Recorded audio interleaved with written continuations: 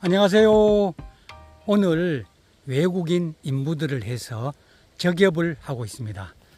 여기는 지금 저겹이 끝난 곳이거든요. 저희 후지 제2과원입니다.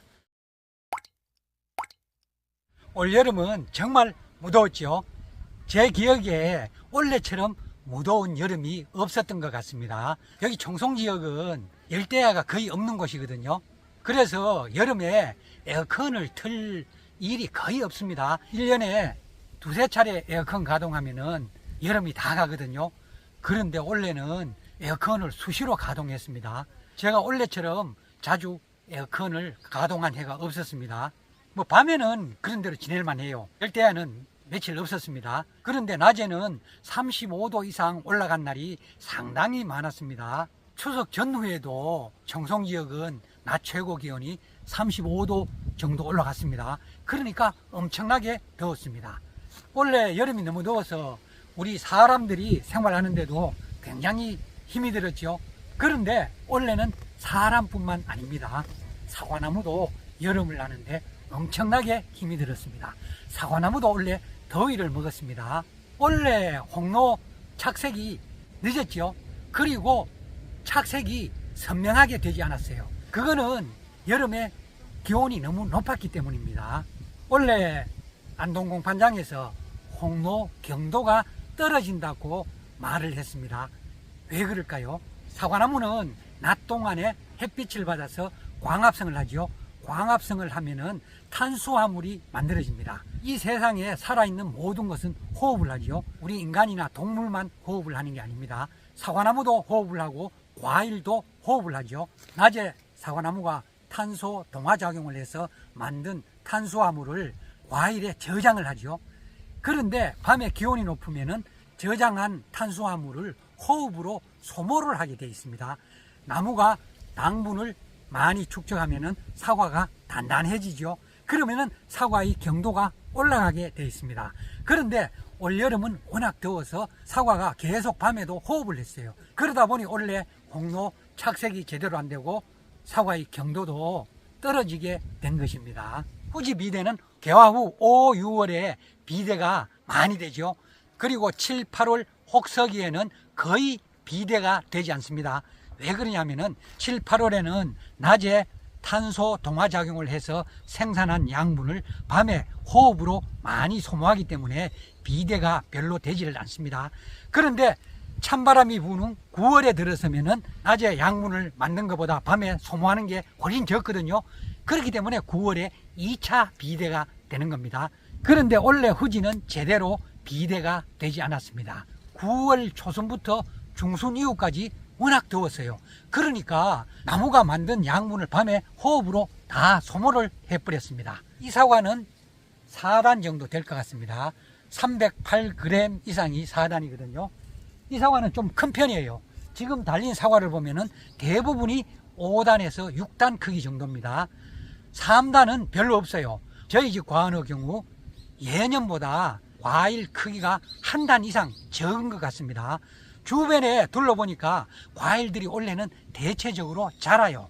그리고 원래 큰 사과가 별로 없다고 말씀하시는 분들이 대부분입니다. 원래 후지 대과 생산량이 적을 것으로 예상되기 때문에 후지 대과 가격은 상당히 높을 것으로 예상이 됩니다. 원래 대과를 많이 생산하신 분들은 좋은 저장고에 최대한 저장을 하셨다가 설 명절 전에 출하를 하시면은 높은 가격을 수취할 수 있을 것이라고 생각이 됩니다. 저는 지금 저겹을 하는데 제 주변에 9월 초에 이미 저겹을 하신 분이 계십니다. 저겹은 너무 일찍 하는 게 좋지가 않습니다. 그런데 우리는 뭐라도 일찍 해야 마음이 편안하죠. 그래서 저겹을 굉장히 빨리 하시는 분들도 있습니다. 그런데 저겹을 일찍 하면은 착색에 방해를 받아요. 어떤 분들은 잎을 빨리 따면은 햇빛을 많이 받으니까 착색이 잘 되지 않느냐 이렇게 반문하시는 분이 있는데 그렇지 않습니다. 너무 일찍이 저겹을 하거나 과다하게 저겹을 하면은 엽수가 부족해지죠. 탄소 동화작용을 하는 잎수가 부족하게 되는 거거든요. 그러면 탄수화물 축적이 적게 되게 되어 있습니다. 그러니까 탄수화물 축적이 적게 되니까 안토시아닌 생성이 적어지지요. 그래서 색이 선명하게 안 나는 겁니다. 1차 적엽은 사과에 붙은 잎 위주로 제거하고 10월 초중순에 2차로 적엽을 하라고 하거든요. 그런데 실제로 그렇게 적엽을 하는 게 어렵죠. 그렇게 적엽을 할 수가 없는 게 인부들을 수배할 수가 없죠. 그러면 주인이 해야 되는데 과온 규모가 어느 정도 되면은 주인이 적엽을 할 수가 없죠. 저 같은 경우에도 1차 적엽으로 거의 끝내거든요. 2차는 제가 다니면서 제대로 안 된 것만 보충을 조금 하는 식이거든요. 지금 이 상태를 보면은 잎이 별로 안 보이죠.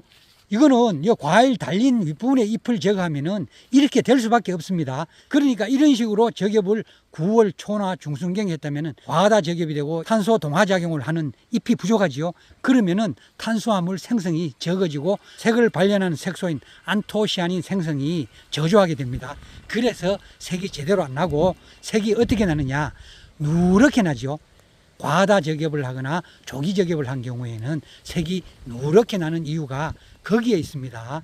그런데 사실 적엽을 적게 하는 게 쉽지 않아요. 그죠? 모든 사람이 이때 적엽을 하기 때문에 인부들 수배가 쉽지 않습니다. 인부들이 수배될 때 적엽을 하기 때문에 적엽을 제때 하기가 쉽지가 않습니다. 사과 착색이 잘 되기 위해서는 3가지 조건이 맞아야 합니다. 첫째는 사과가 안토시아닌을 생성을 해야 돼요. 안토시아닌이 뭐냐면은 사과의 색을 발현시키는 색소입니다.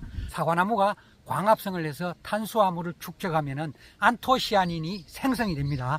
그러니까 기본적으로 광합성을 많이 해서 탄수화물 축적이 많이 되어야 안토시아닌이 많이 생성이 되는 겁니다. 그러면 색이 잘 발현이 돼요.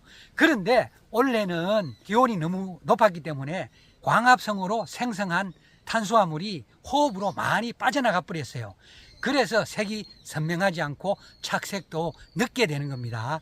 그러니까 원래 후지도 탄수화물 축적이 예년에 비해서 부족합니다. 그러므로 원래 후지 착색도 예년에 비해서 좋지 않을 것으로 예상이 됩니다. 후지 경도도 예년에 비해서 조금 떨어지지 않을까 그렇게 생각이 됩니다. 색이 잘 나기 위해서는 적정 기온이 되어야 돼요. 색이 가장 잘 발현되는 기온은 15도에서 20도 사이입니다. 30도 이상 되면은 착색이 잘 되지 않고 10도 이하로 내려가면은 마찬가지로 착색이 잘 되지 않습니다. 일교차가 큰 지역의 과일들이 착색이 잘 되죠. 보통 산간 내륙 지역은 낮에는 온도가 올라가지만 밤에는 기온이 급격하게 떨어지죠. 그런 지역의 과원들은 착색이 잘 됩니다. 청송 지역도 일교차가 굉장히 크거든요. 그래서 비교적 착색이 잘 되는데 최근에는 과거에 비해서 착색이 잘 되는 것 같지는 않습니다. 10월 말이나 11월 초에 1차 수확을 하고 착색이 덜 된 과일은 달아놓는 경우가 많죠. 그런데 그런 과일은 남겨놔도 일주일, 열흘 뒤에 수확을 하려고 보면은 착색이 마음먹은 대로 잘 되지 않습니다. 그때는 기온이 10도 이하로 떨어지거든요. 기온이 낮기 때문에 착색이 잘 안 되는 겁니다. 그리고 착색의 조건으로 중요한 것은 햇빛이죠. 사과가 햇빛의 자외선을 받아야 착색이 됩니다. 이 나무에는 좀 굵은 사과들이 꽤 달렸습니다. 좀 굵은 사과 달렸죠. 야, 이게 희한하죠. 같은 나무인데 대부분 사과가 아직 착색이 제대로 되지 않았는데 이 가지는 착색이 많이 진행됐습니다. 요 대비가 되죠. 요런 가지 접수를 받아 가지고 묘목을 생산하면은 아조변이 신품종이 될 수 있습니다. 요 가지는 이 나무에서 돌연변이거든요. 요 착색이 이렇게 차이가 납니다. 신기하네요. 저는 우리 사과나무에 원래 이런 거 처음 봤습니다. 지금 제 뒤로 태국 인부들이 적엽을 하고 있습니다. 노래 소리가 들리죠?